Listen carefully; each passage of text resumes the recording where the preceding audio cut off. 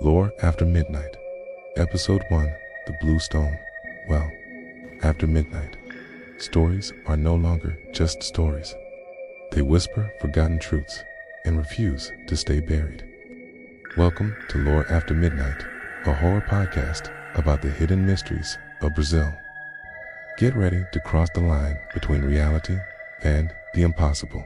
Minas Gerais, land of hills, red clay, and old churches that watch the years pass in silence, okay? And behind one of those churches, in a place so small it barely has a name, sits a well, stone-lined, ancient, abandoned. The villagers call it O Poco de Pedra Azul, the blue stone well. They say it's cursed, that the water is gone, that if you stare into it too long, you might see something that changes you forever. That well was just a ghost story, till a boy jumped in. Happened in the summer of 1998, in the village of Padre Branca. Joãozinho was 13, quiet boy, always reading, always off on his own. But that day, something changed. He was seen running behind the abandoned chapel of São Marcos. His mother called after him, but he didn't stop. She said he looked back once and smiled like he was listening to something or someone. And then he jumped. No splash, no sound, just gone. The fire brigade came the next morning, lowered a light, cameras, ropes, tardimeters, 40. The well was deep, but not endless. At the bottom, they found no water, no Joãozinho, just dirt, and a glowing stone embedded in the wall, smooth, circular, and blue, deep, unnatural blue, like something that doesn't belong in this world. Etched into that stone was a strange symbol, a serpent eating its own tail. No one in the village had ever seen anything like it. The firefighters were told to stop digging. The area was quietly sealed off. Official reports were brief. Case under investigation. Missing child. But then, documents surfaced. Not for the public.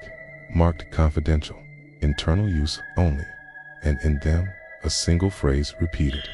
Site R23, Ouroboros Project. What was Project Ouroboros? Why was a child's disappearance linked to a classified government file? The document was heavily redacted, but one line stood out. Anomalous activity confirmed. Civilian access restricted. Level 3 threat. Level 3 for a dry well. Joãozinho's story should have ended there. But 2 weeks later, he came back. Sunrise, he was found sitting at the edge of the well, silent, still, staring down into the pit like he never left. He didn't speak, didn't eat.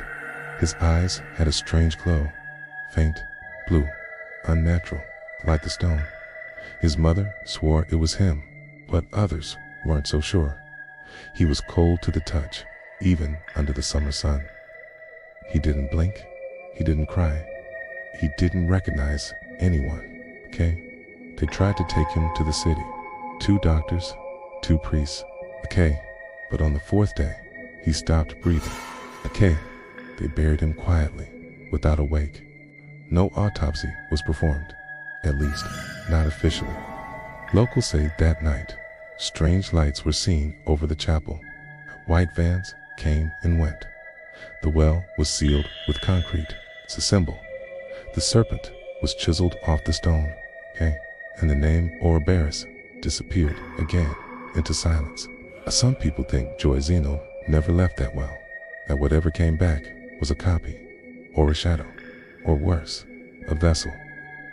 A body, emptied and reused by something that had been waiting for a long time. What did he see down there?